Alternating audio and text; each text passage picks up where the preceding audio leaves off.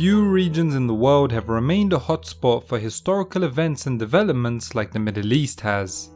From its pivotal role in developing civilization in the ancient past, to becoming the center of khilafahs that forged the largest empire the world had ever known, to the modern age where it is known for being a particularly chaotic place, but with resources that offer the promise of returning to past glory. Its recent past has been hindered by obstacles that it was not fully equipped to combat. European imperialism came and dominated the region. But Europe retreated from the Middle East after World War II, and since then, local leaders have cropped up and tried to enact their visions of how things should be done. Ayatollah Khomeini, Jamal Abdel Nasser, and Saddam Hussein, to name but a few. Join me as I delve into the history of 9 pivotal countries in the region and explore how the crucial period from the end of World War II to the late 1970s shaped the Middle East that we know today.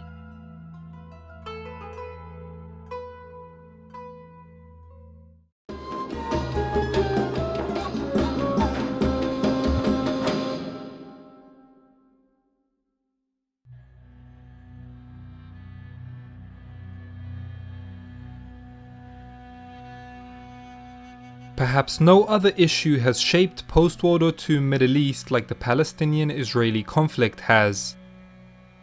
The establishment of the State of Israel in 1948 and the subsequent expulsion of hundreds of thousands of Palestinians has caused an enmity that is still visible to the present day. The issue has been so central that all the prominent strains of ideological thought which dominated the region in the second half of the 20th century have addressed it, whether it was nationalism, pan-Arabism, or Islamism.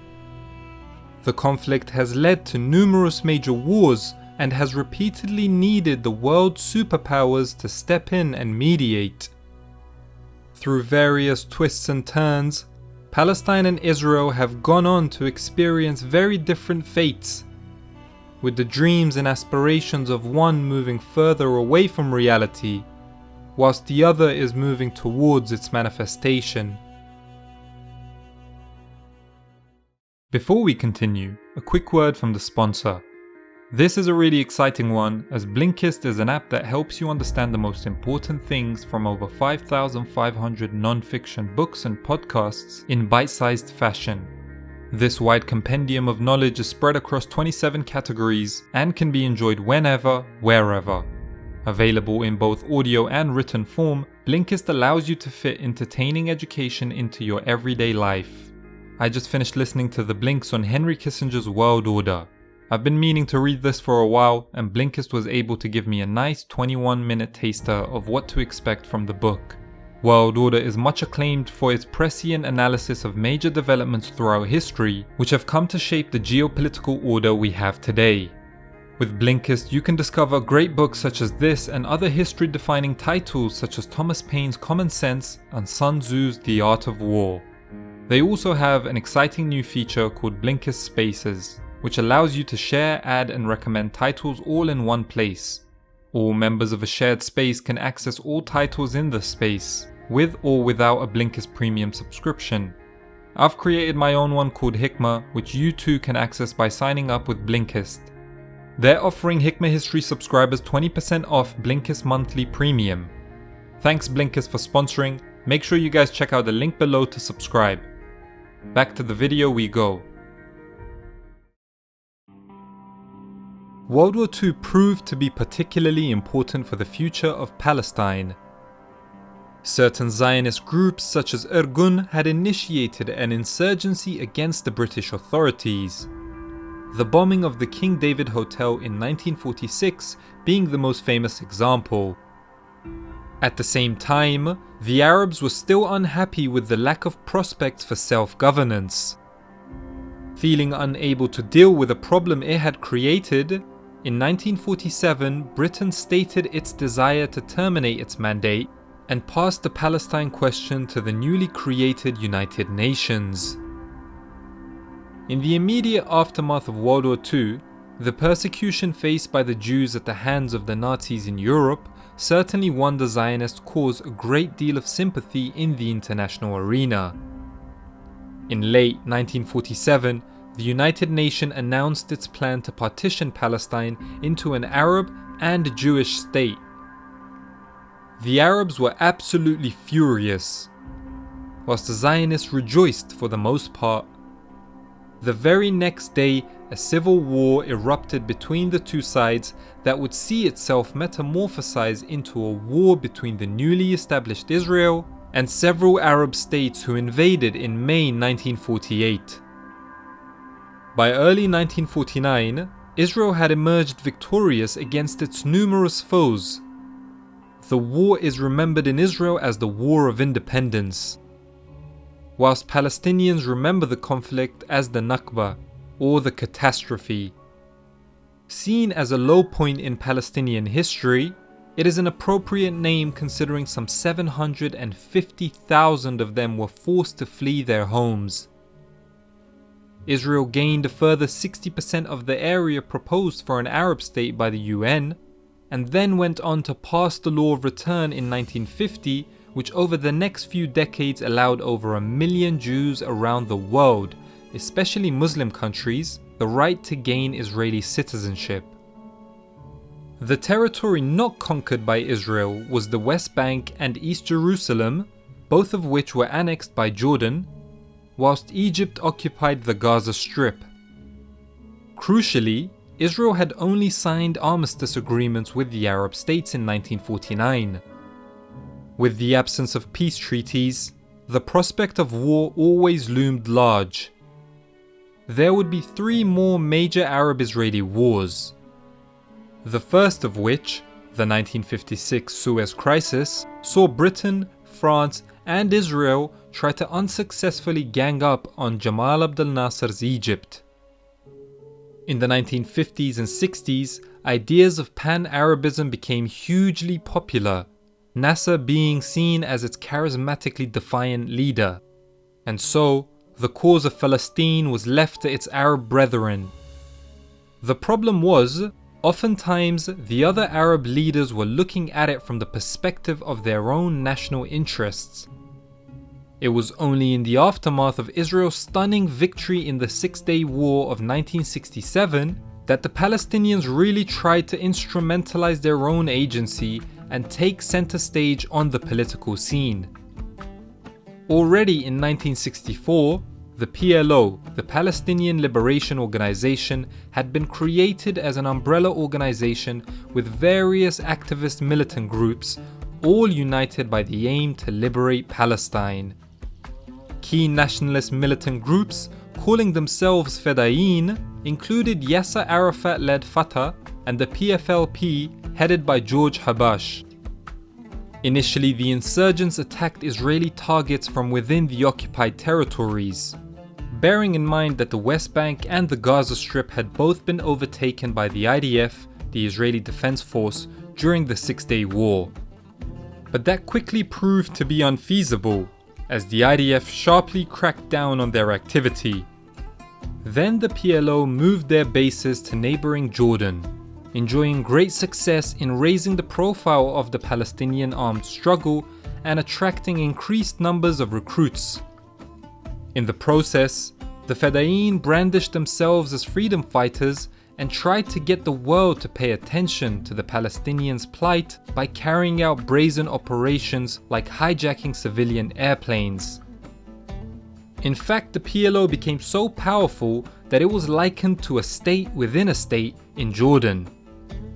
To neutralize the threat to his sovereignty, in 1970 King Hussein of Jordan ordered the Jordanian forces to attack the PLO in an event known as Black September.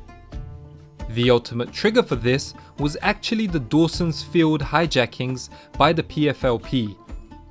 The name Black September was then co-opted by a new Fedayeen group which decided to escalate the level of violence used. This is best exemplified by their attack at the 1972 Munich Olympics. By 1971, the PLO had been kicked out of Jordan and relocated to southern Lebanon, which they used as a base to strike Israel. Lebanon was a fractured country at that point, and the PLO asserted themselves as key players within its domestic politics. In 1975, a messy civil war erupted which the PLO was involved at the heart of. 3 years later, Israel invaded southern Lebanon, having had enough of Fedayeen attacks on its soil. They would be forced to get involved in the country once again in 1982 when their second invasion of Lebanon forced the PLO out of the country. All the while this was happening, the enmity between Israel and its Arab neighbors had not subsided. In 1973, Syria and Egypt attacked Israel. Whilst there was certainly no victory for the Arabs, they did surprisingly well relative to their previous performances. But Nasser's successor, Anwar Sadat, was keen to normalize relations with his Jewish neighbor, to whom Egypt had lost control of the Sinai Peninsula during the course of the Six-Day War. In 1978, the two former foes came together at the Camp David Accords, mediated by American President Carter. The Egyptians agreed to recognize the State of Israel, and Israel agreed to withdraw from the Sinai Peninsula. Subsequently, President Sadat and Prime Minister Begin of Israel both won the Nobel Peace Prize. The Arab world, however, was shocked. Its leader, Egypt, was judged to have made a deal with the enemy and sold the Palestinians out, consequently being kicked out of the Arab League. Sadat would pay for the Camp David Accords with his life, being assassinated in 1981 by an Egyptian Islamist. As for the Palestinians, their struggle had become well publicized, but yet they had little to show for it. By the beginning of the 1980s, they remained stateless, much of them being scattered around the Arab world with refugee status. Israel, on the other hand, had gone from fighting for its survival to being in a relatively comfortable position against its foes. It's often the case that negotiations take place only once one side is overwhelmingly dominant. Having thus achieved the upper hand against its numerous Arab foes, in the space of 15 years between the late 70s and the mid-90s, Israel would go on to sign peace treaties with Egypt and Jordan, and even signed agreements with the PLO. This transition was also reflected in its internal developments as well. As its external worries lessened, so too did the need for a state-controlled economy. From the 1970s onwards, Israel experienced a shift towards free market reforms that saw its economy become more liberalized.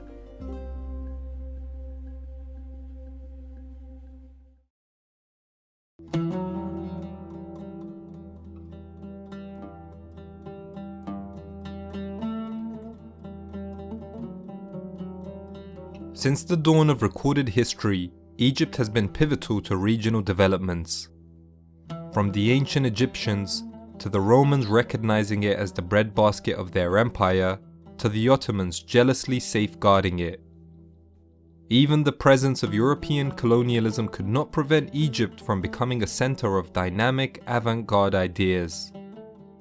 Throughout the 20th century, the Egyptian revolutionary sentiment was channeled to oppose imperialism and assert their own sovereignty. The pinnacle of this assertiveness was reached under the enigmatic Jamal Abdel Nasser, whose presidency in the 1950s and 60s saw Egypt become a leader of the non-aligned bloc, those countries that were not allied to the USA or the USSR. Throughout the Arab world, Egypt became the standard to which all the other countries aspired to be. Its movies, songs, and radio stations were broadcasted all across the Middle East and North Africa. Whilst Nasser's Arab socialist ideology was exported and threatened to undermine any Arab government that defied it.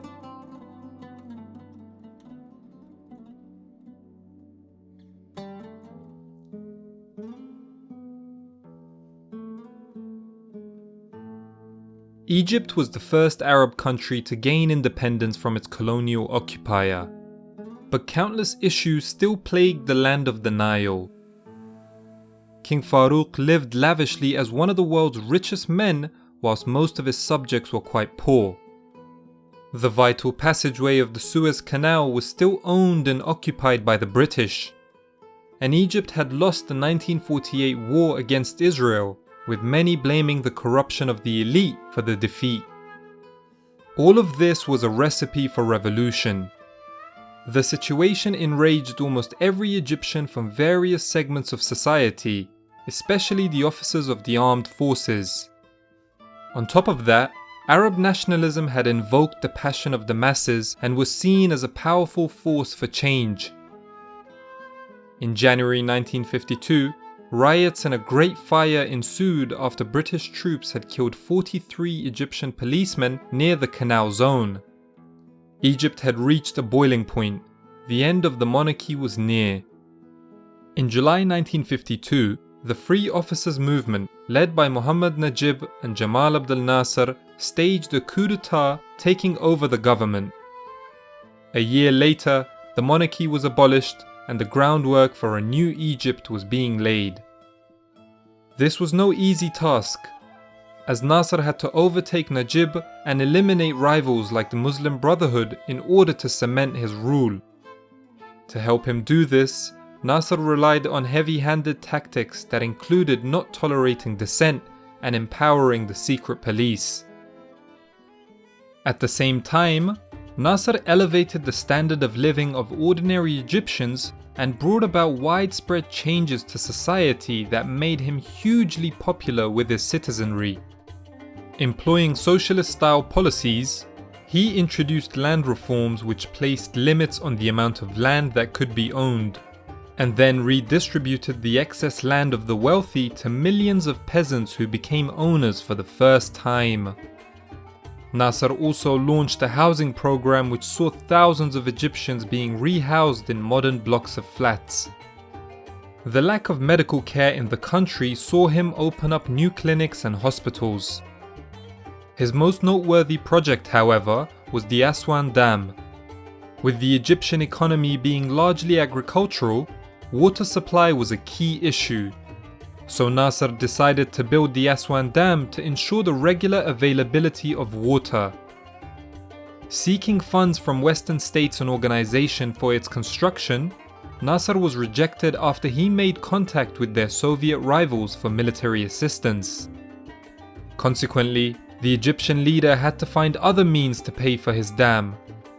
So he nationalized the British-owned Suez Canal in July 1956. His pan-Arab and anti-imperialist appeal made him the hero of the East and the enemy of the West.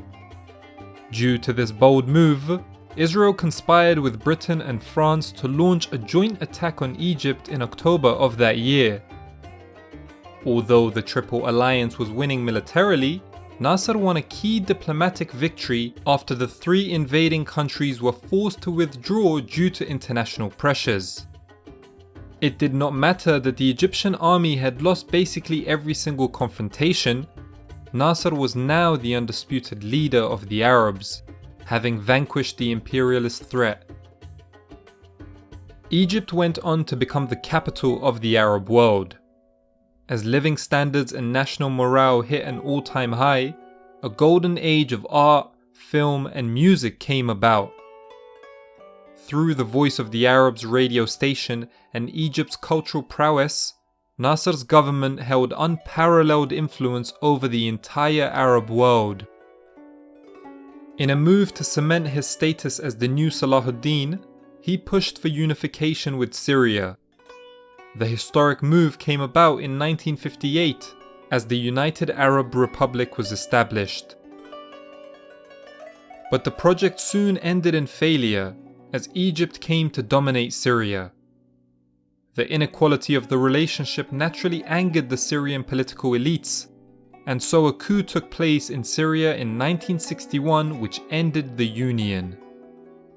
Despite this setback, Nasser was still wildly popular in the Arab world. Seeking to export the Nasserist ideological outlook abroad, he became involved in the internal affairs of several Arab states, where he gave support to pro-Nasserist officers and politicians in their quest to assume power. Nasser even got involved in the North Yemen civil war. Dubbed as Egypt's Vietnam, the war drained the Egyptian state of money and resources. Still, enthusiasm was everywhere until 6 fateful days in 1967 changed everything. After Egypt made it clear that it intended to go to war with Israel, the Zionists launched a preemptive strike in early June that completely destroyed the Egyptian Air Force. This sealed the fate of the war. The Israelis rapidly advanced, occupying the Gaza Strip and all of Sinai by the time the war ended 6 days later. Nasser publicly resigned due to the humiliation, but mass demonstrations calling for his immediate return led to him remaining in power. The tide of pan-Arabism had shored up, and the optimism of the Arab masses turned into shame and sadness. Its charismatic leader Nasser would die only 3 years later, in 1970. Despite the humiliating defeat, he was still loved by his nation, evidenced by the 5 million people showing up to his funeral. He was succeeded by his vice president, Anwar Sadat. Sadat launched what he termed the corrective movement, which involved making key changes to foreign policy and the economy in order to distance himself from Nasser's policies. Seeking to realign Egypt with the United States, he expelled large numbers of Soviet military advisors and implemented a set of liberal economic policies dubbed infitah, meaning openness, that privatized much of the economy. One important task on his agenda was reclaiming the Sinai Peninsula, so he collaborated with Syria on a joint offensive against Israel. Egypt was to regain the Sinai, while Syria would regain the Golan Heights. On October 6, 1973, the Egyptians and Syrians led a surprise attack on Israel. The Egyptians scored victories early on and were able to cross into the Sinai Desert. Despite the initial shock of the attack, however, the Israeli forces recomposed themselves and even gained the ascendancy by the end. A ceasefire then came into effect on the 25th of October without Egypt having regained the Sinai. Seeking to normalize relations with his Jewish neighbor, Sadat signed the Camp David Accords in 1978 with Prime Minister Begin of Israel. The Egyptians would become the first Arab country to recognize the State of Israel, whilst the Israelis agreed to hand the Sinai Peninsula back to the Egyptians. Although Sadat and Begin won the Nobel Peace Prize, most Arabs viewed this as a stab in the back. Egypt went from being the leader of the Arab world to being expelled from the Arab League as a result of the peace treaty. Upon assuming power, Sadat had relaxed the restrictions Nasser placed on Islamists. But this came back to haunt him as he was assassinated by Salafi extremists in 1981, with his recognition of Israel being used as the key grievance for the attack's motivation.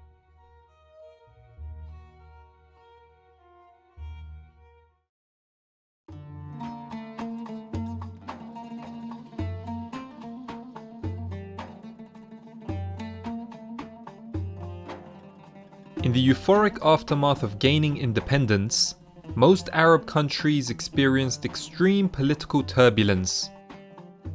Many states struggled to navigate a period that was defined by dynamic ideological pursuits, the most prominent of which was Arab nationalism.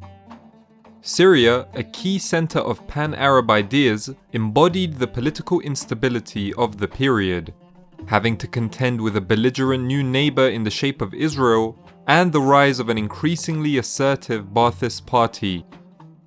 The country went through countless changes in government until power was centralized in the hands of the military strongman Hafez al-Assad in 1970. Ever since then, the country has been ruled by his family.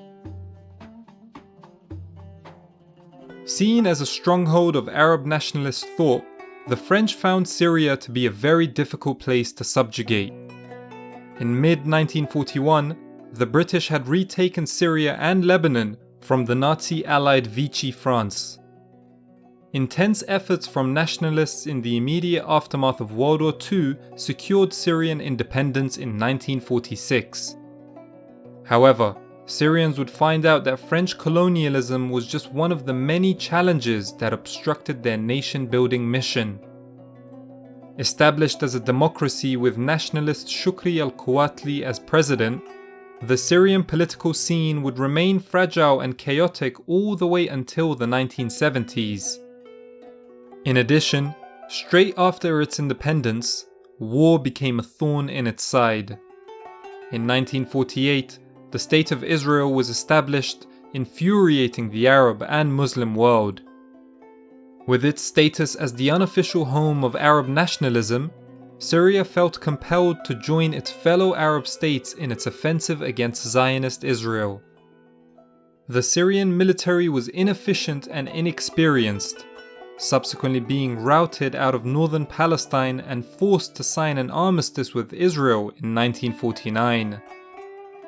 That year proved to be pivotal for modern Syrian history because before the war was even over, the country had the first of its many coups d'etats. In March, Army Chief of Staff Husni al-Zaim used political instability and military humiliation at the hands of Israel as justification for his bloodless military coup.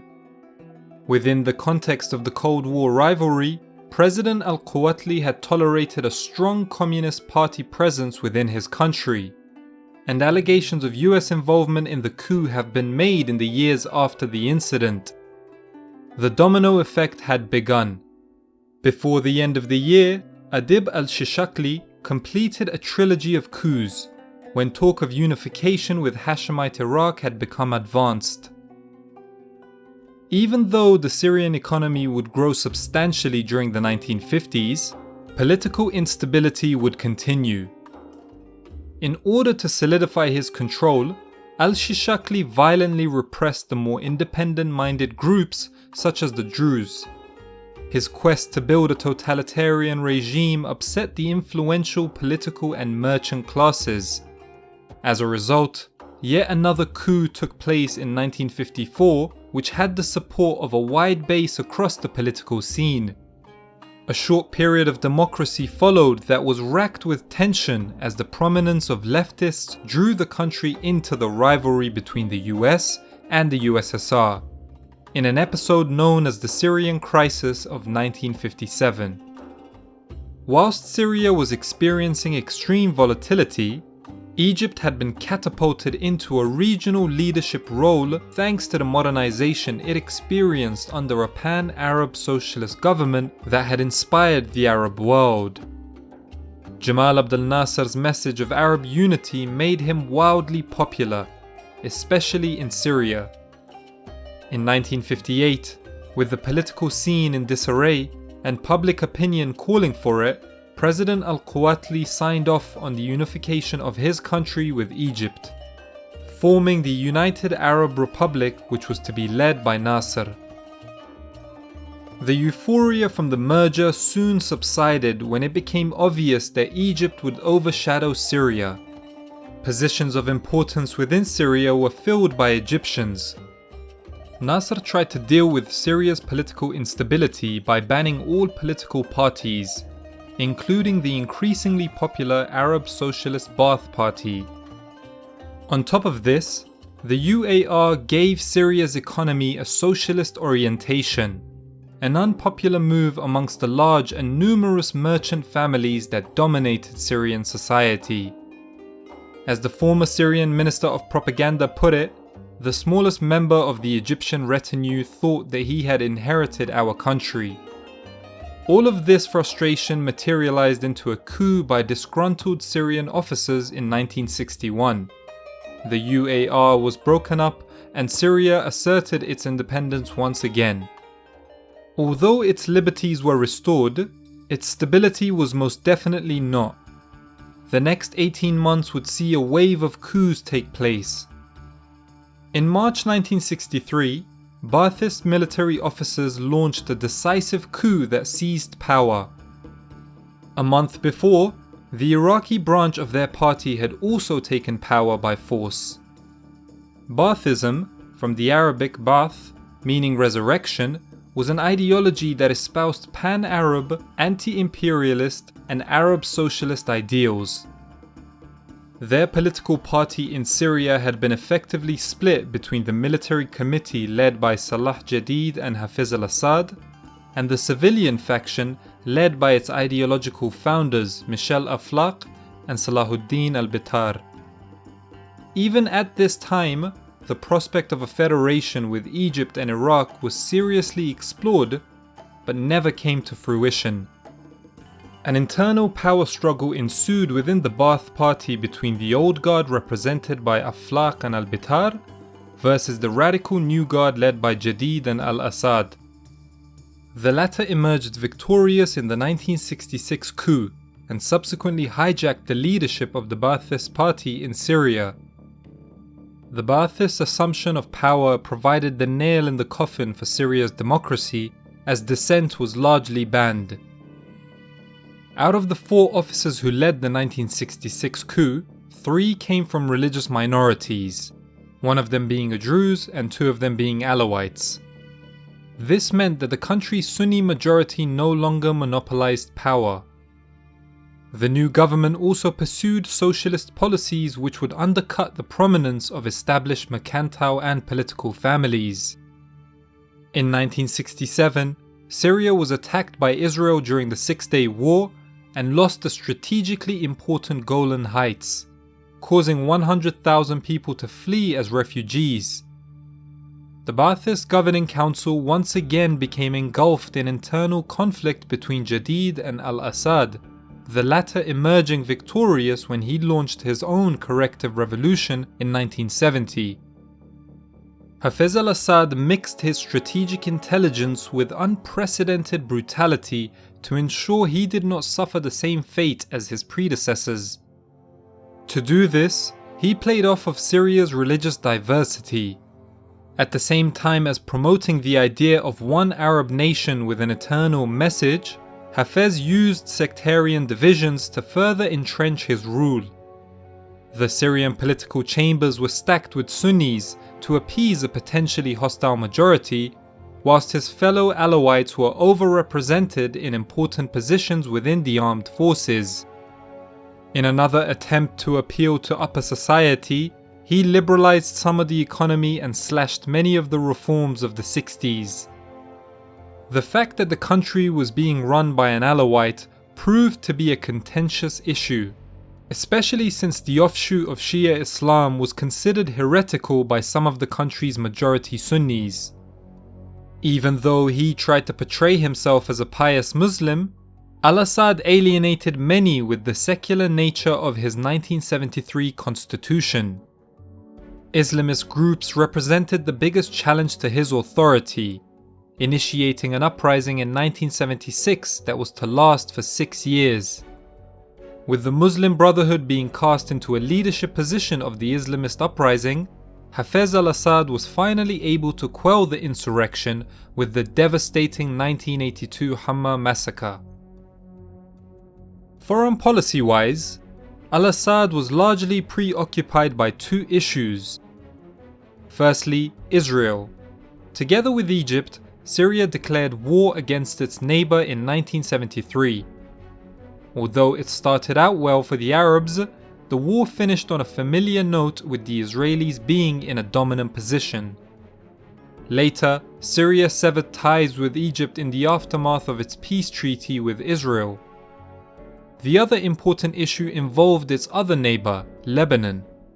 With the onset of the sectarian-fueled Lebanese civil war, Syria intervened in 1976 on the side of the Maronite-dominated government. The Syrian intervention in Lebanon would go on to draw large-scale criticisms for its domination of the country. Syria would maintain its presence in Lebanon all the way until 2005, when a popular movement now known as the Cedar Revolution forced them to withdraw from the country.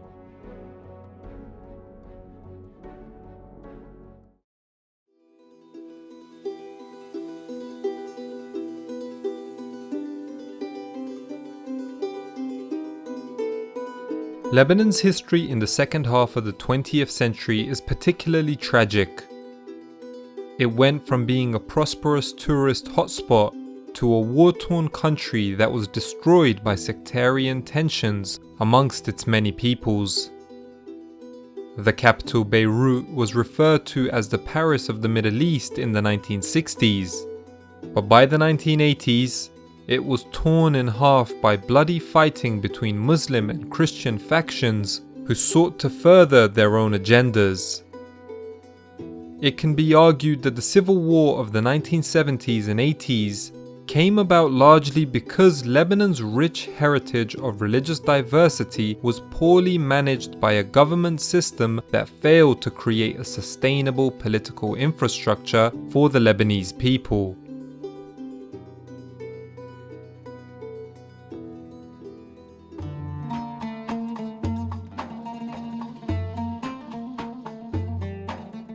The Middle East has a rich tradition of religious and cultural diversity.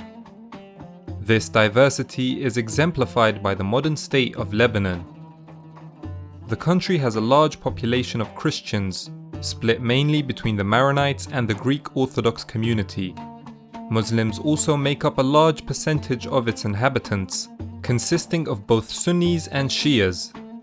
Then there are numerous minority groups such as the Druze. Unfortunately for the Lebanese people, this diversity was taken advantage of by modern imperial powers who sought to play the different ethnic and religious groups against one another to further their own interests. The French mandate in Lebanon and Syria after World War I can be understood within this framework. Overall, Lebanon has a grand total of 18 officially recognized religious sects, which makes dividing power a particularly strenuous task.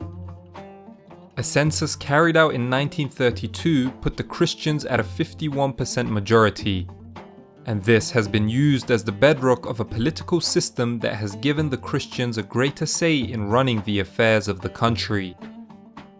The Christian ascendancy and the results of the 1932 census were enshrined in the National Pact of 1943, an unwritten agreement between Muslim and Christian leaders which determined what the political structure of Lebanon would look like. Here are some of the key points of the agreement. The president and commander of the armed forces were both to be Maronites. The prime minister was to be a Sunni. The speaker of parliament was to be a Shia. The deputy speaker of parliament and deputy prime minister was to be a Greek Orthodox Christian. The chief of the general staff of the armed forces was to be a Druze, and within parliament there would always be a ratio of 6-5 in favor of the Christians to Muslims. Although it initially kept the peace, the fact that this political model was based off a census meant that if there was a shift in demographics, it could open the door for future turbulence. And that's exactly what would happen. In 1943, Lebanon gained independence from the French. Shortly after, the establishment of Israel and the subsequent conflict it produced resulted in over 100,000 Palestinian refugees fleeing north to Lebanon. Many felt that the arrival of the largely Sunni Palestinians would upset the delicate sectarian balance, which resulted in their exclusion from fully integrating with Lebanese society. In 1952, the Maronite Kamil Shamon became president. He was notable for his unbridled support of the United States, an unpopular position in a region where Jamal Abdel Nasser's brand of Arab socialism was gospel.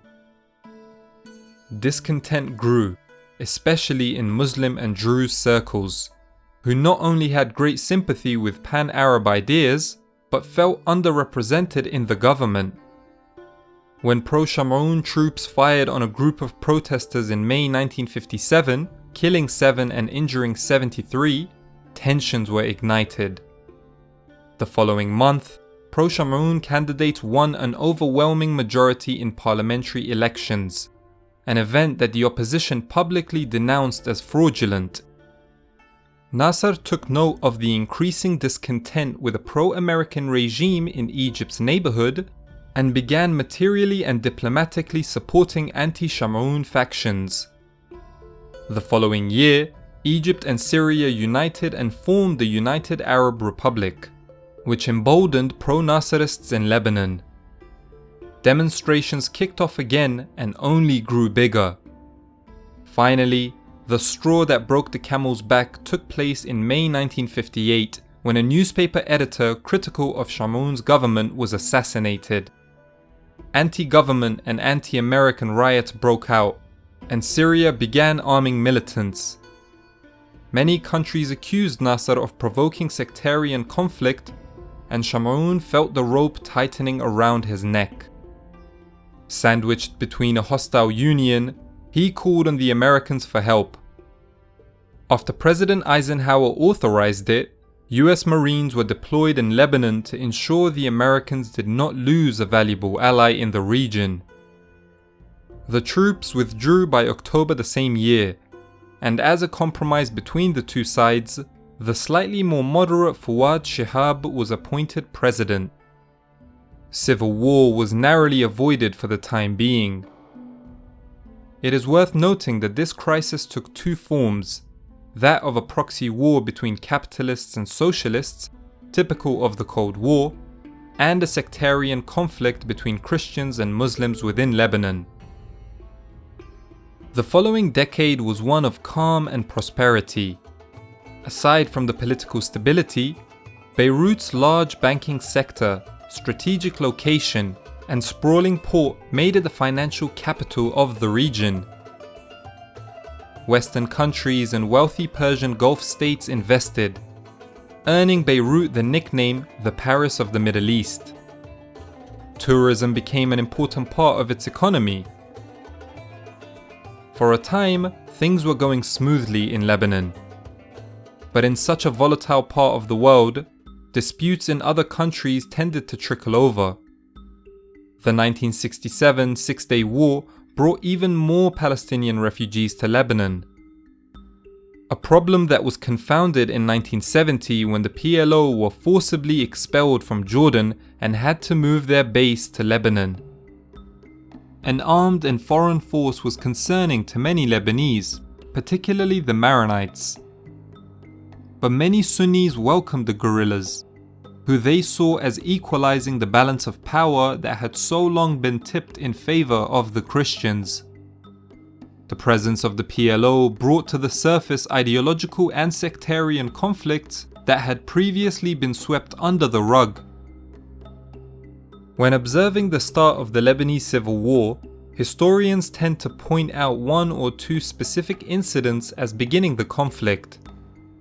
But in reality, it was the result of an accumulation of tensions. One key incident that can be identified within the sequence of these events took place in early 1975. Camille Shamoun, now ex-president of Lebanon and leader of the Maronite National Liberal Party, had business interests in relation to fishing. He wanted to monopolize fishing off the coast of Sidon, a large and predominantly Sunni port city in the south of Lebanon. The unionized local fishermen, led by former mayor Maruf Saad, opposed this and led a small demonstration in the city. Whilst rallying, Saad was shot and killed by a sniper. Exact details have not been confirmed, but the general consensus at the time was that the killer was a soldier in the Lebanese army. His funeral was attended by thousands, both Muslim Lebanese and the many Palestinians living in the city. Led in part by the PLO, the funeral evolved into a massive demonstration, and protests, sometimes violent, erupted across the country. More than a dozen were killed by state security forces.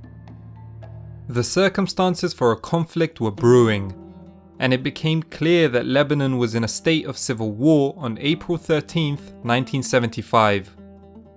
At a church in East Beirut, a Maronite family was having a baptism ceremony, and many notable figures, most importantly Pierre Gemayel, were attending.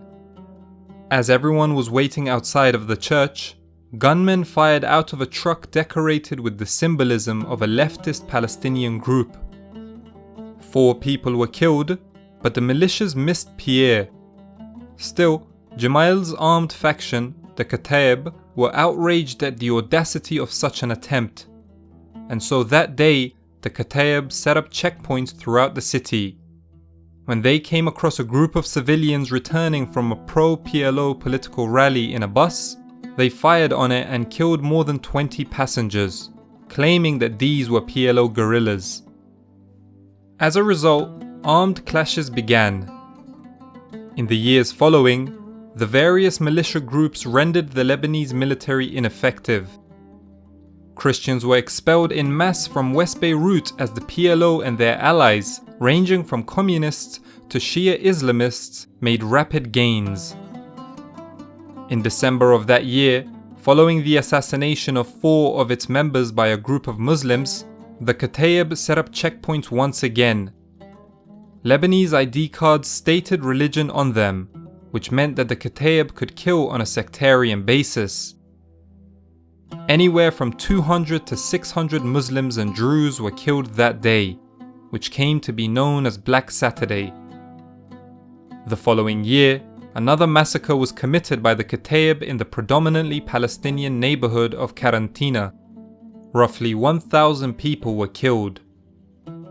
As vengeance, the PLO violated and slaughtered hundreds of Christians in Damur in brutal fashion. Lebanon, once a symbol of prosperity, was now spiraling into revolt and unchecked violence. The conflict would prove to be one of the most complicated in modern Middle Eastern history, with alliances constantly shifting and the war going through various phases. But at least in the early phase of the war, the combatant militia groups were largely divided between the Maronite-dominated Lebanese Front and the Lebanese National Movement that incorporated leftist, Palestinian, Shia, Sunni and Druze organizations. To confound matters even further, the conflict saw a number of foreign countries get involved. Besides the obvious involvement of the USA and the USSR within the context of the Cold War, neighboring Syria invaded in 1976 under the guise of an Arab peacekeeping mission.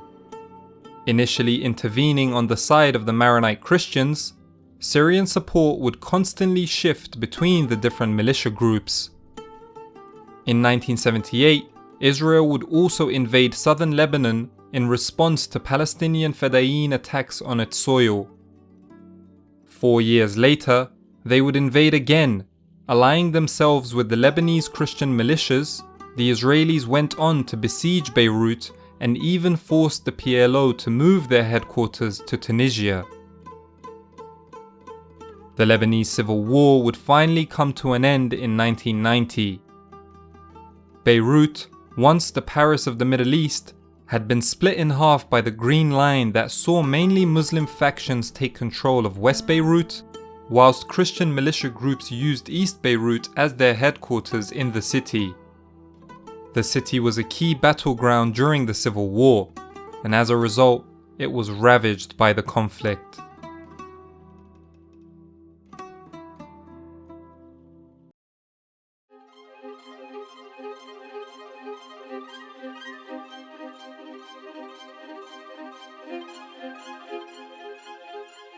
Iraq in the 20th century encapsulates the history of much of the Middle East.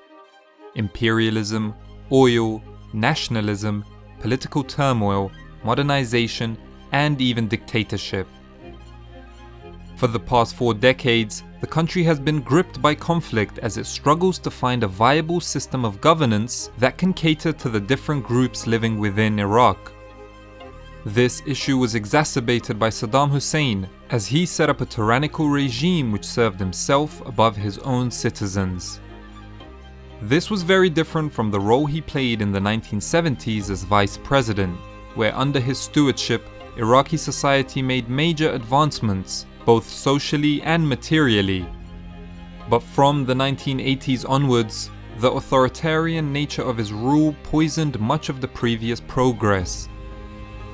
whilst Saddam's regime was exceptional in its brutality and oppression, it was nonetheless a continuation of political turmoil that the country experienced ever since the 1920s.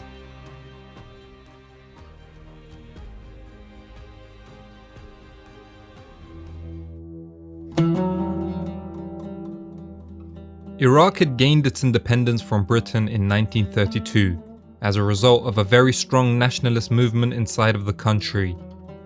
But this independence was nominal at best, since the British still controlled the country's foreign affairs and oil supply. This fostered huge resentment amongst most sectors of Iraqi society at the British lack of respect for Iraq's sovereignty. Iraqi nationalists were given an opportunity to free themselves from the shackles of imperialism with the start of World War II. Led by Rashid Ali Gaylani, the nationalists sought to counterbalance the British by aligning themselves with Germany, subsequently seizing power in a coup on April 1st, 1941.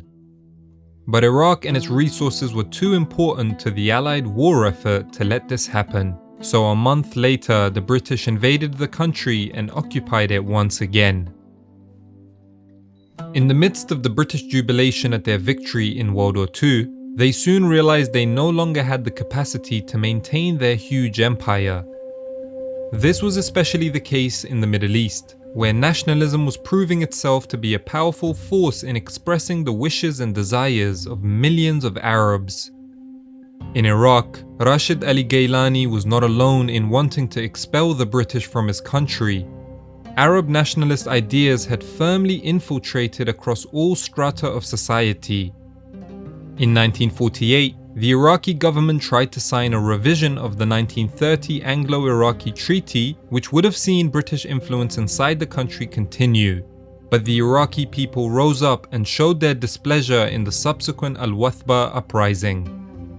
In 1952, the Iraqi Intifada took place, with widespread strikes and protests calling for an end to the British presence in the country, and some even calling for King Faisal to resign. Prominent thinkers such as Sati al-Husri had used his position as Director of General Education in the 1920s to allow pan-Arab beliefs to seep into the very fabric of the education system. From the 1940s onwards, there emerged a trend amongst educated military officers politicized by nationalism who subsequently tried to vie for power. This trend was only encouraged by the success of the Egyptian Free Officers Group that spearheaded the 1952 revolution. When its leader, Jamal Abdel Nasser, followed that up with a victory in the Suez Crisis of 1956, the Arab world's imagination was set on fire. In Nasser, the Iraqi nationalists saw a symbol that they could emulate, leading politically conscious military officers to organize and model themselves after Nasser's free officer movement. The Hashemite monarchy, for its part, had tried to undermine the popularity of these populist ideologies by promising land reforms and greater rights to its citizens.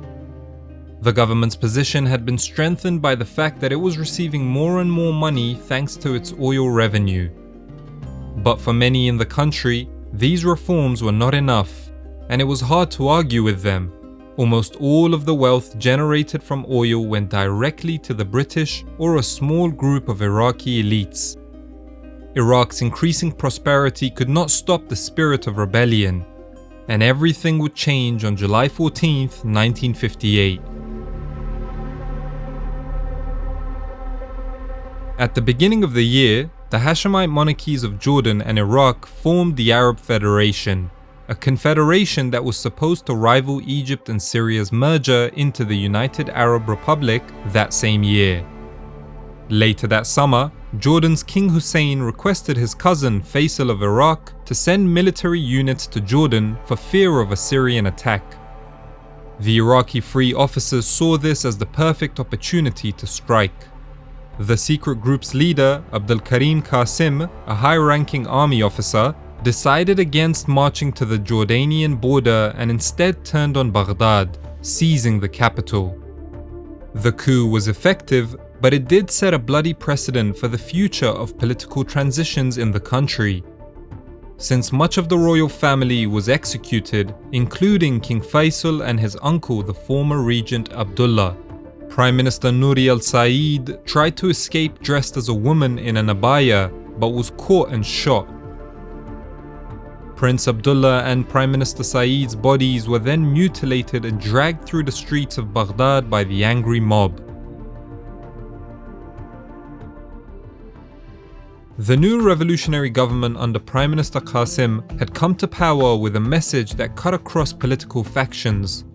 Whilst this helped in terms of giving it greater popularity, it also provided it with a lack of direction and ideological structure. Two main strands of thought emerged in this confused atmosphere. One, supported by Qasim and the Iraqi Communist Party, focused on a Wataniya or Iraq First policy, whilst another, espoused by pro-Nasirists and the Ba'athist Party, wanted Qawmiya or Pan-Arab policies. The latter sought to unite with Nasser's United Arab Republic, whilst Qasim and his supporters wanted to put Iraq first and foremost. Despite these issues, things actually started out pretty well for the newly established Iraqi Republic. Social reforms were implemented, ties were forged with the USSR, and more favourable terms were negotiated with the oil company. Initially, Qasim was hugely popular amongst the Kurds as well, especially since he was part Kurdish on his mother's side. He even invited prominent Kurdish leader Mustafa Barzani to return from exile, promising to give Kurds regional autonomy in return for supporting his policies. But by 1961, these relations had soured so much due to distrust that the first Iraqi-Kurdish war began that year.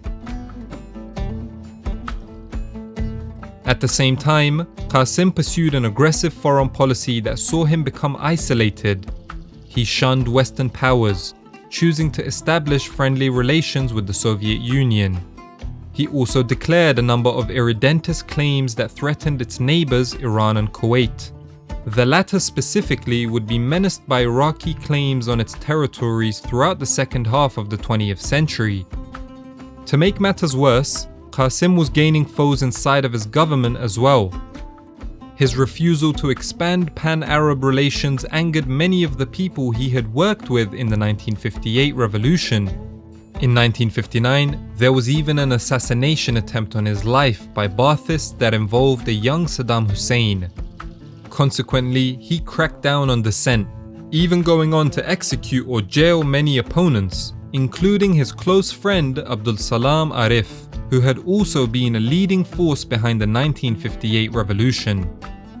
Leaving himself politically isolated, it was no surprise when Ba'athist officers toppled Qasim's government in the Ramadan Revolution of 1963. Ironically, Qasim and his comrades died the same way the former King Faisal had died at their hands, the only difference being a brief show trial prior to the execution.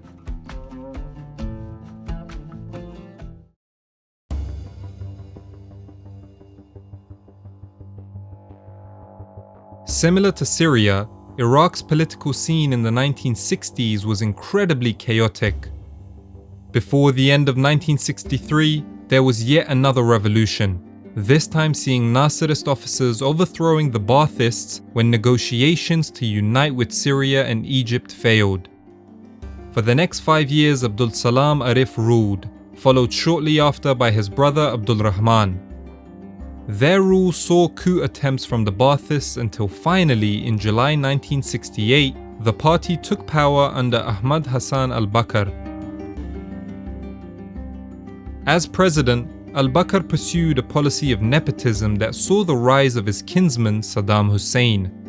This nepotism would have huge ramifications for the rest of Iraq's history, as the preference of placing fellow Sunni Arabs from the north in important positions would destabilize the country's already somewhat fragile relations between Sunnis, Shias, and Kurds. Through a mix of political genius and unprecedented brutality, by the early 1970s, Saddam became the leading figure within the government, even overshadowing President al-Bakr. Saddam's career prior to 1968 was unremarkable to say the least. He was neither a military man nor an intellectual. He had thrown his lot in with some of his Tikriti kinsmen who happened to be Baathists. Subsequently, he was used as a strongman and thug by the party, with Abdul Karim Qasim's assassination in 1959 being one such example. After 1968, he was catapulted into the political limelight when he became al-Bakr's deputy. For as long as Saddam had been alive, massive tensions existed within Iraqi society that cut across ethnic, religious, political, and socio-economic lines. As a result, he set about to achieve a dual purpose: stabilize the political system by unifying the Ba'athist Party, as well as addressing economic issues by improving basic living standards. But Saddam was no angel. He did not do this out of the kindness of his heart necessarily. His attempt to unify the Ba'athists also increased his power within the party, to the point that he became the de facto leader of Iraq by the second half of the 1970s. Addressing the country's socio-economic needs also heightened his prestige and legitimacy amongst ordinary Iraqis, encouraging him to pursue the promotion of a Stalinesque cult of personality. Saddam's rise to power went hand in hand with the immense progression that took place in 1970s Iraq. As a result of its oil reserves, the economy rose rapidly. In 1972, the country nationalized its oil industry, thereby pocketing more of the profit.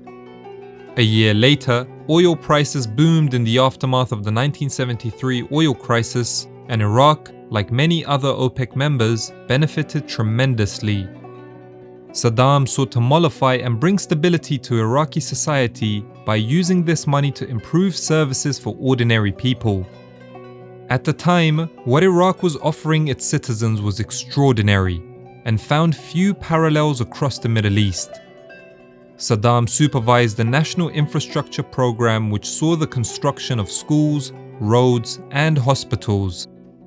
Iraq's public health system became a regional leader as healthcare was made free, a feat that earned Saddam an award from UNESCO.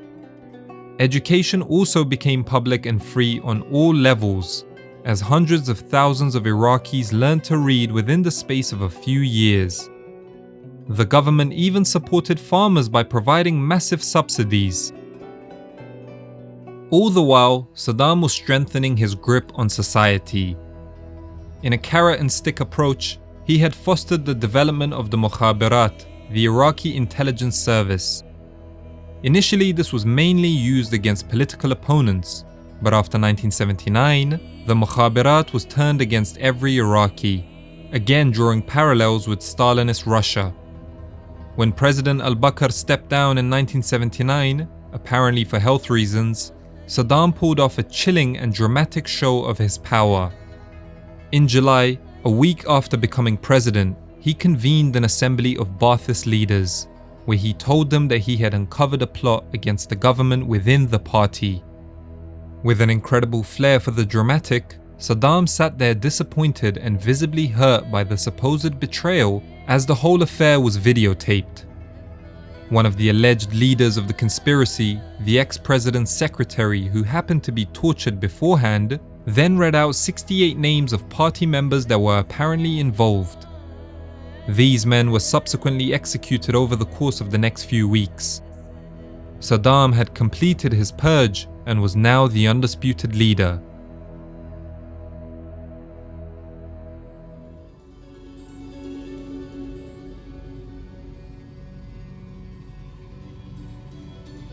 But what ensued was a far cry from the success the country had enjoyed just a few years ago. An Islamic Republic had been established in Iran by Ayatollah Khomeini the same year that Saddam had become president. Subsequently, he became worried that the new Shia theocratic government would exploit Iraq's sectarian tensions, a problem that was especially worrisome for Saddam since Iraq was majority Shia, even though its government was largely ruled by Sunnis. In addition, Iraq had irredentist claims over Iran's Arab-dominant Khuzestan province since the 1960s. In 1974, when the Second Iraqi-Kurdish War started, the Iraqi government had to go to war with Mustafa Barzani's Kurdish militia that was supported by the then ruling Shah of Iran. The war only ended when Iran promised to stop aiding the Kurds in return for resolutions to border issues along the Persian Gulf at the 1975 Algiers Agreement. All these factors combined to ensure that by 1980, the relations between Iraq and Iran reached boiling point. In September of that year, Saddam abrogated the Algiers Agreement and invaded Iran, hoping that his military superiority as well as Iran's domestic turmoil would win him the war. But this did not happen. Instead, Iran became galvanized by the outside threat and met the invasion with stiff resistance. The war would drag on for 8 long years, with no territorial gains for either side, as it resulted in a stalemate. Unfortunately for the Iraqi people, the war undermined much of the socio-economic development that had taken place in the previous decade. Saddam's rule would stubbornly survive until 2003, when an international coalition led by the USA invaded Iraq and ousted the Baathists from power. Saddam was subsequently tried for crimes against humanity and hanged in 2006.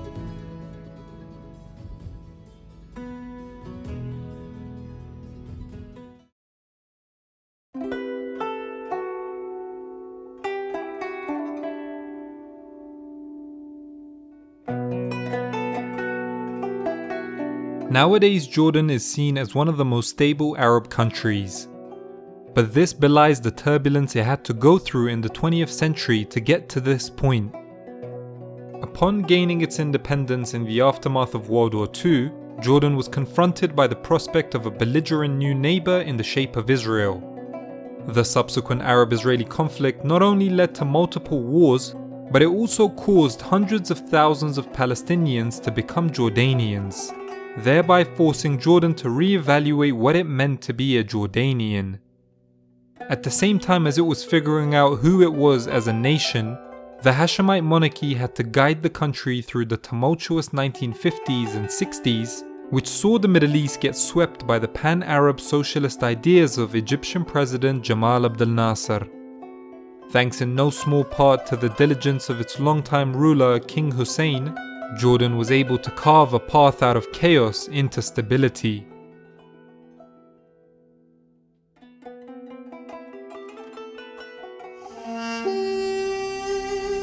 Within a year of World War II ending, Transjordan was able to gain formal independence from Britain, with its leader Emir Abdullah being recognized as a king. Abdullah was the son of the Sharif of Mecca, the man who proclaimed the Arab revolt against the Ottomans in World War I, and the scion of the Hashemite dynasty which now ruled both Iraq and Transjordan. The Hashemites maintained positive relations with the British even after independence, so there was still a great deal of British influence inside the country, especially in the military. The nation's elite fighting force, the Arab Legion, was headed by British officers. The first major test for this fledgling state came just 2 years later, when the United Nations determined Palestine should be split between the Arabs and the newly settled Jews. The resolution was met with fury and condemnation throughout the Islamic world. Although there is evidence to suggest King Abdullah had privately maintained amicable relations with the Zionist leaders in Mandatory Palestine, he joined the coalition of Arab nations in declaring war against newly established Israel. This underscores a trend in Jordanian history in this period, that the monarchy sometimes took actions contrary to the ones it desired, because of pressure from public sentiment or even regional circumstances forcing their hand. In any case, the war ended up being a disaster for the coalition, as Israel was not only able to keep the territory allotted to the Jews by the United Nations, but a further 60% of the proposed Arab state as well. Transjordan was perhaps the only Arab country that showed a good account of itself militarily, with its Arab Legion taking control of the West Bank and even East Jerusalem. Now that they controlled both sides of the Jordan River, the country officially changed its name to Jordan in 1949. The very next year, it formally annexed the West Bank as well, much to the displeasure of its Arab neighbours. The country's population tripled as a result, from 400,000 to 1.3 million. These new citizens were then given full individual rights, something that was in contrast to Palestinian refugees living in most other neighbouring Arab countries. This highlights an essential point that needs to be remembered in order to understand the country's history in the second half of the 20th century, that perhaps no other Arab country was as close to the Palestinian struggle as Jordan. After all, 2/3 of its population were Palestinians. However, King Abdullah's perceived lack of intransigence towards his Zionist neighbour worried many of his citizens. So in 1951, as he was visiting Al-Aqsa Mosque in Jerusalem for Friday prayers with his 15-year-old grandson, the future King Hussein, a Palestinian gunman opened fire and assassinated Jordan's only ruler thus far. Apparently Hussein was also shot, but the bullet was deflected by a medal he was given by his now dead grandfather. The throne then passed to Abdullah's son Talal. The new king introduced the country's constitution the following year in 1952. But this was the one and only noteworthy achievement from Talal's reign, because he was subsequently forced to abdicate the same year, after it became obvious that he was suffering from the mental illness schizophrenia. His son Hussein would ascend the throne at the age of 17, being dubbed the Boy King. This happened at a time when the Hashemite regime was in existential danger. Jamal Abdel Nasser had come to power in Egypt and seemingly galvanized the Arab world, in the process positioning himself as a foe to the traditional monarchies of the area. King Hussein also found himself getting dragged into the Cold War. In 1955, the Baghdad Pact saw neighbouring Iraq, Iran, Turkey and Pakistan join Britain in an alliance that was intended to serve as a bulwark to Soviet influence, under the implicit sponsorship of the United States of America. Jordan was pressured by its former imperial overlord Britain to join as well. The proposal triggered huge discontent inside the country, as many rightfully recognized the alliance to also be anti-Nasserist in nature. Nasser's socialist pan-Arabist ideas were sweeping the Arab world at the time. His fiery rhetoric and reassuring confidence gave hope to millions in a region that was downtrodden by decades of imperialism. King Hussein reacted decisively, quelling unrest by promising to not enter the Baghdad Pact. But more importantly, he sought to reduce his country's reliance on Britain. The close relations with the British gave Hussein's rivals in the region plenty of ammunition to use against him, especially Nasser. I imagine it would be very difficult for most people today to properly understand just how much popularity and momentum Nasser had in the 1950s and 60s. The Egyptian leader had devoted followers in every country at every strata of society. Nasserist-inclined army officers emerged in various countries such as Iraq and Syria, seeking to usher in a wave of revolutionary politics.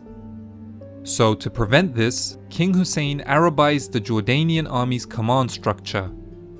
Glub Pasha and all other senior British officers were replaced with Jordanians, and the Arab Legion was renamed the Jordanian Armed Forces. Later that year, Jordan held a general election which resulted in the country's only democratically elected government. Jordan's liberal experiment, as Hussein referred to it, was a disaster, however. Sulaiman Nabulsi became prime minister and led a leftist government that frequently clashed with the king. In April 1957, Nabulsi's government was forced to resign. A few days later, violent confrontations broke out between royalist and nationalist army units. Syria even sent troops to the border to support the anti-Hussein nationalists. But once again, the king acted decisively, making his way to the army barracks at Zarqa, where the army units had clashed. Hussein was embraced by his army, thus bringing an end to an alleged coup attempt that has been shrouded in mystery ever since. To this day, we're not sure if this really was an abortive coup by Nasserist army officers or a staged counter-coup by the royal family. Whatever the case may be, King Hussein imposed martial law and even banned political parties, which would last until 1989.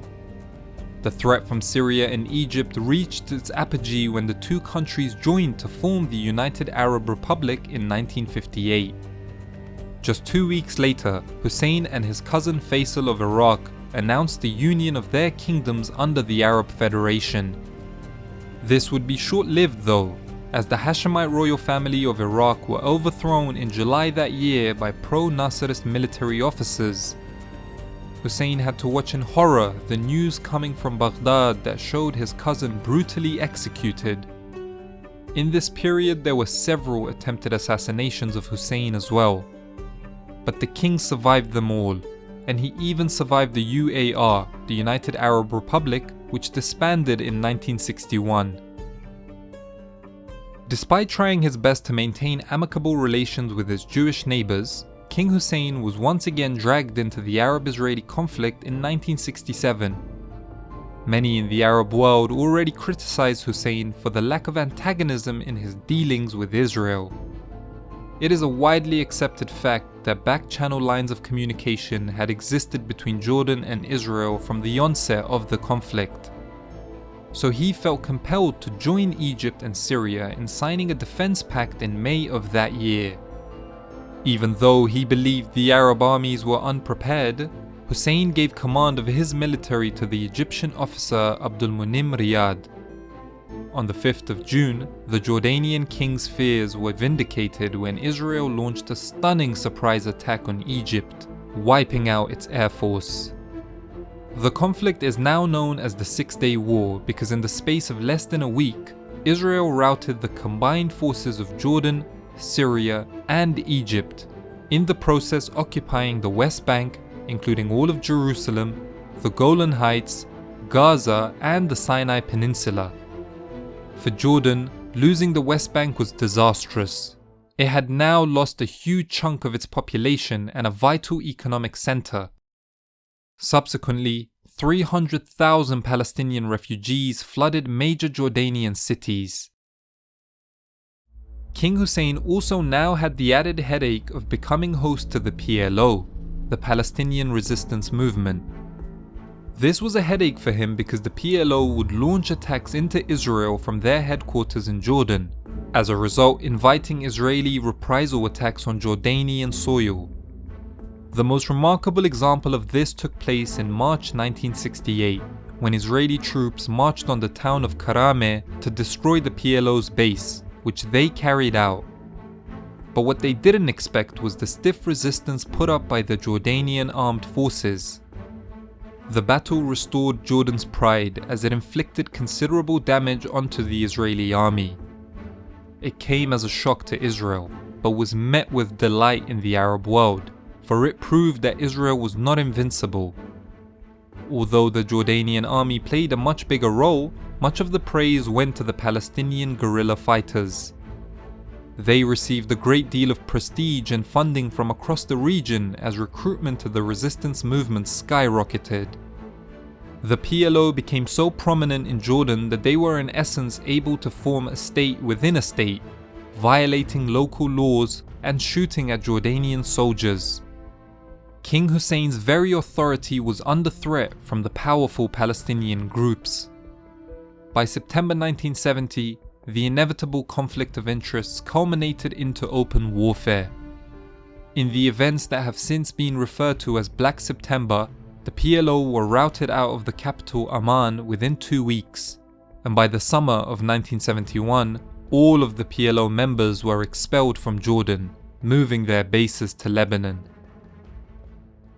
From this point on, Hussein would play the role of mediator in Middle Eastern politics. Even when Egypt and Syria attacked Israel in the 1973 war, Jordan only played a supporting role to the Syrians in the Golan Heights. The following year at an Arab League summit, the PLO was recognized as the sole representatives of the Palestinian people. This was a major blow to King Hussein, as it forced his hand to give up on his claim of speaking on behalf of the Palestinians. Jordan's economy also benefited from this peace, especially due to the close relations King Hussein established with the Iraqi leader Saddam Hussein. In 1988, just after the first Intifada riots had started in Palestine, King Hussein renounced all legal and administrative ties with the West Bank, so that, as he explained, the Palestinians could establish their own independent state, which the PLO followed up with later that year by declaring a Palestinian state consisting of Gaza and the West Bank. Unfortunately for those Palestinians living in the West Bank, King Hussein's action stripped them of their Jordanian citizenship. The following year, the country experienced large-scale protests and even riots over the increasingly worrying state of the economy. This metamorphosized into a political issue whereby the protesters demanded widespread political reforms as well. King Hussein acquiesced, scheduling parliamentary elections for later in 1989. He also introduced the National Charter, a document which set about to outline the democratization of Jordan. Even though King Hussein had damaged Jordan's international reputation due to the close relations he had developed with Saddam, the adroit ruler would more than make up for that when he signed the Israel-Jordan Peace Treaty in 1994, ending a 46-year-long official state of war between the two countries. Hussein would pass away 5 years later in 1999 and hand over the throne to his son and current ruler, Abdullah II. Nowadays, Jordan is one of the most stable Middle Eastern countries, which only serves to highlight the immense skill of King Hussein in navigating the myriad of issues plaguing Jordan during his long 36-year reign.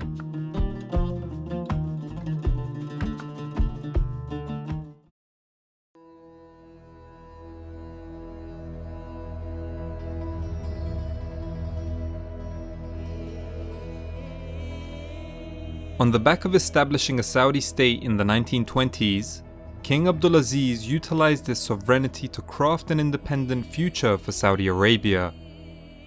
Most of the Middle Eastern leaders at the time were busying themselves with modernizing their state's capacity. The Saudi royal family had a difficult task on their hands in this regard, considering the barren and undeveloped nature of Saudi Arabia. But they did have one great advantage that would prove to be a game changer: oil. Supplying the demand of industrialized countries, the black gold liquid transformed Saudi Arabia into a regional powerhouse that could profoundly impact global geopolitics.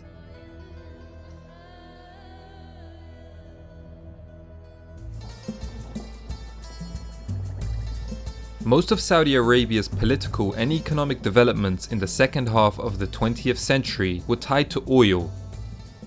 First discovered in 1938, King Abdulaziz had granted concessions to American companies to drill for oil and construct oil wells, hoping to put his country in a position where it could export it to Western nations who were hungry for it to serve their energy needs. In cooperation with the American company Aramco, the Saudi government was able to exploit some of the largest oil reserves in the world. By the 1950s, production had exceeded an incredible 1 million barrels per day. With the kingdom becoming almost entirely dependent on oil money, King Abdulaziz presciently ensured that the deal would continue to sustainably serve his country's needs into the future. In the original concession with Aramco, a stipulation had been made that the American company would employ Saudi Arabs as much as possible, and it would also build schools to educate native Arabs who would later be employed by the company. This Saudi assertiveness was best exemplified by Abdulaziz in 1950 when he pressured the American company to share its profits equally 50-50 with the Saudis, thus establishing a pattern that was followed by his successors, whereby the Saudi government tried to increase its share of revenue from the production of oil. In 1973, the government bought a 25% interest in Aramco, increasing it to 60% in 1974, and in 1980 it concluded the outright purchase of Aramco. On the political front, Saudi Arabia experienced much more turbulence. In 1953, Abdulaziz passed away and was succeeded by his son Saud. The new king did not enjoy the trust of his entire family, some of whom worried about Saud's competence. He was known to be an extravagant spender. His government went into a deficit and even relied on foreign borrowing. All the while, Saud's powerful younger brother Faisal had established himself as a skilled politician. A rivalry ensued between the two brothers, which ultimately culminated in the deposal of Saud in favour of Faisal in 1964. All this came at a time when an Arab Cold War was brewing, pitting the traditionalist monarchies against newly established progressive republics that were inspired by the Egyptian leader Jamal Abdel Nasser. Check out the video I did recently on the Arab Cold War for more on that. The Saudi-Egyptian feud reached dangerous levels during the 1960s North Yemen civil war, as both countries backed opposing parties. Domestically, King Faisal's reign oversaw a period in which the Saudi infrastructure developed greatly with the help of American construction companies. Under Faisal, the kingdom started to flex its muscles foreign policy-wise. Even before his accession, Saudi Arabia was a founding member of OPEC, an international organization created in 1960 that consisted of the world's largest oil producers. In the aftermath of the 1973 Arab-Israeli War, the Saudi king led efforts by OPEC to proclaim an oil embargo targeting countries that had supported Israel in the war. The subsequent rise in the price of oil sent shockwaves around the globe and allowed the Saudi economy to grow massively. Faisal would not live long enough to witness the fruits of this, as he was assassinated by his nephew in 1975. His half-brother Khalid succeeded him and sped up the rate at which the country was modernizing. The most noteworthy incident of Khalid's reign came in 1979, when Islamic extremists seized the Masjid al-Haram, the Grand Mosque of Mecca, the holiest site in Islam. Calling for the overthrow of the Al-Saud family, the insurgents were defeated after 2 weeks as the Islamic world watched in disbelief. The event did force the Saudi royal family to slow down the pace of their social modernization policies and instead move towards empowering the powerful and conservative ulama.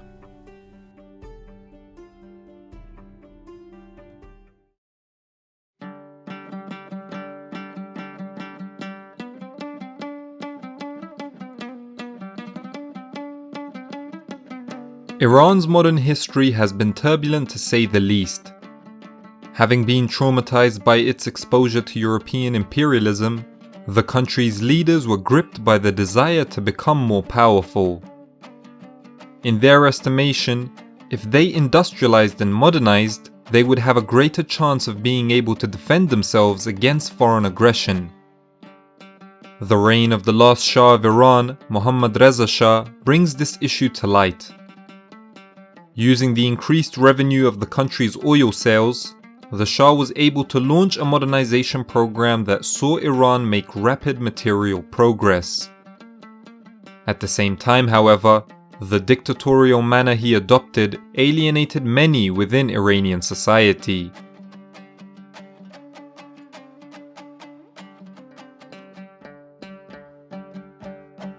Scarred from being caught up in the 19th century Great Game rivalry between Russia and Britain, Iran sought help from powers such as Italy and Germany to aid its modernization in the interwar period. This became a huge issue once World War II began, because even though Reza Shah proclaimed his country's neutrality, British ownership of Iran's oil industry through the Anglo-Iranian Oil Company meant that it would not take kindly to the presence of German engineers and technicians remaining inside of Iran during the war. When the Shah refused to kick the Germans out, Britain, along with the Soviet Union, invaded the country in 1941 and forced the Shah to abdicate.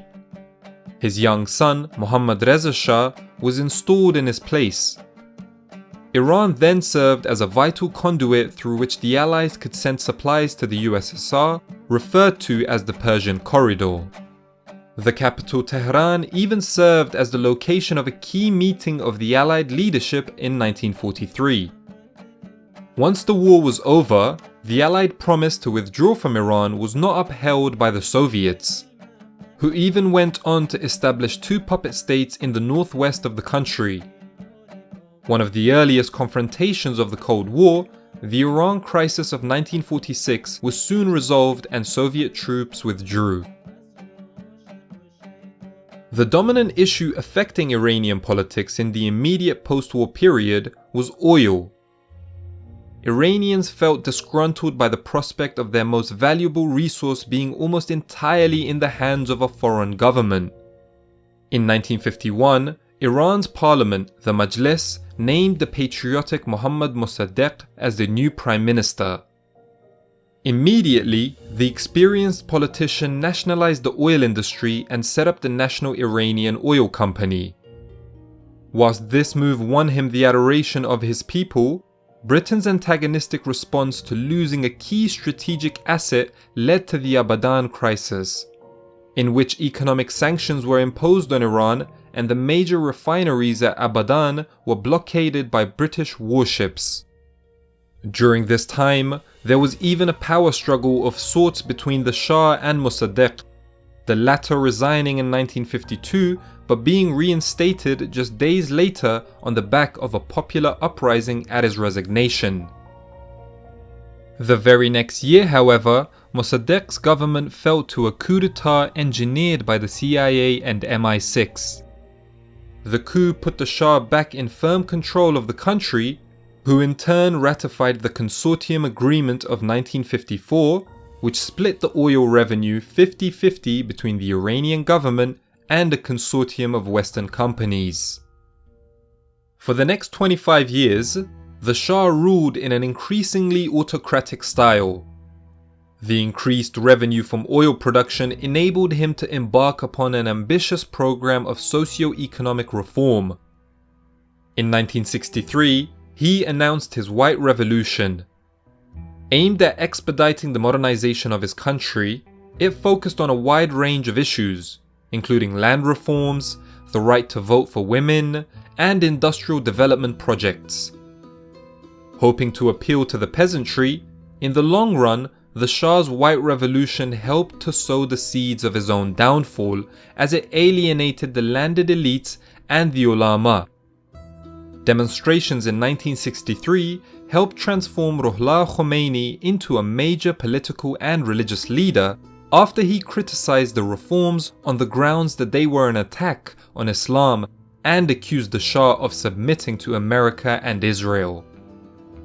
The westernizing trend favored by the Shah put him at odds with the conservative elements of his society. At the same time, his regime was constantly accused of corruption, whilst the National Intelligence Agency, SAVAK, aggressively cracked down on political dissent. All this formulated an atmosphere in which huge chunks of Iranian society felt discontent with the Pahlavi regime. By 1978, this culminated in a popular revolution spearheaded by none other than Ayatollah Khomeini. Feeling his position was untenable, the Shah went into exile in 1979 and the monarchy was abolished. Later that same year, an Islamic Republic was announced with Khomeini leading it. The Islamic Revolution sent shockwaves throughout the world.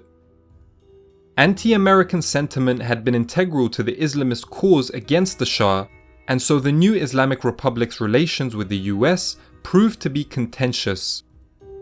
Late in 1979, an Islamist student group took over the American embassy in Tehran and held the diplomats within hostage. The ensuing diplomatic crisis resulted in the severance of relations between Iran and the US, which is still the case to this day.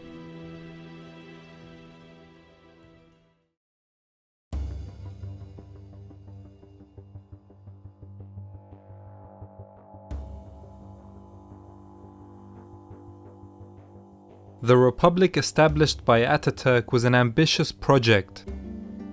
In the aftermath of the great leader's death in 1938, a tricky road lay ahead for Turkey. It had to manage its transition to a multi-party political system, whilst at the same time having to deal with the fact that the army viewed itself as the purveyor of Ataturk's vision and thereby would get involved in politics if they saw fit. On top of all this, Turkey had to grapple with social instability caused by socio-political violence between left-wing and right-wing groups.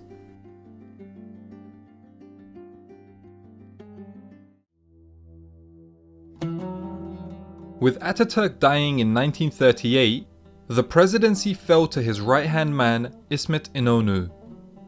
A well-respected figure from the War of Independence, the first half of İnönü's stewardship of the country saw him maintain Turkey's neutrality during World War II, whilst the latter part was preoccupied with guiding the country through the tricky terrain of the early Cold War period. Domestically, Turkey transitioned to a multi-party political system in 1945. Hugely monumental, this development would prove to be a traumatic one. In the 1950 general election, İnönü's CHP lost to the Democrat Party and marked the first time someone outside of Ataturk's Republican Party would lead the country. Under the leadership of Prime Minister Adnan Menderes, the Turkish economy initially experienced rapid growth. He also relaxed some of the restrictions placed on Islam in society, thereby winning him the adulation of a large segment of Turks. But a faltering economy and an increasingly autocratic government towards the end of the 1950s saw the military engineer a coup d'etat in 1960. Seen as the purveyors of Ataturk's vision for Turkey, the military would eventually return power to a civilian government the very next year, not before executing ex-Prime Minister Menderes. The rest of the 1960s was characterized by a series of coalition-based governments that yo-yoed between İnönü's CHP and Süleyman Demirel's Justice Party. By 1971, instability in Turkish society had gotten to the point that the army once again felt compelled to intervene in light of the government's failure to resolve the issues. On the back of an economic recession, social unrest in the form of labour strikes, street demonstrations, and even violence between left-wing and right-wing groups became much more common. The military were unable to bring any semblance of stability as the political scene became even more fractured with no respite in the economy. Unable to form a strong government, the 70s saw what has been described by some as a low-level war in the streets of Turkish cities, as ultra-nationalist groups such as the Grey Wolves clashed with communists, resulting in over 5,000 casualties.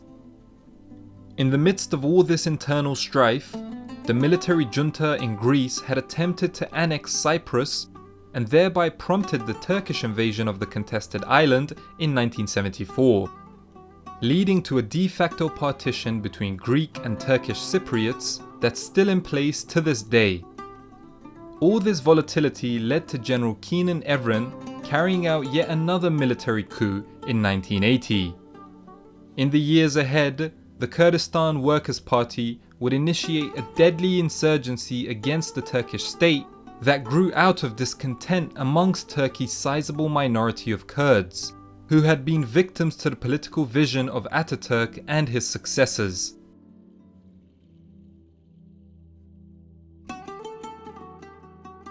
Thank you guys for watching, and a special thank you goes out to my Patreons for continuing to support me financially. If you want to do so, click the link in the end screen or in the description to this video, and I would appreciate it a lot. Whatever contribution you can make, that would be awesome. Until next time, peace.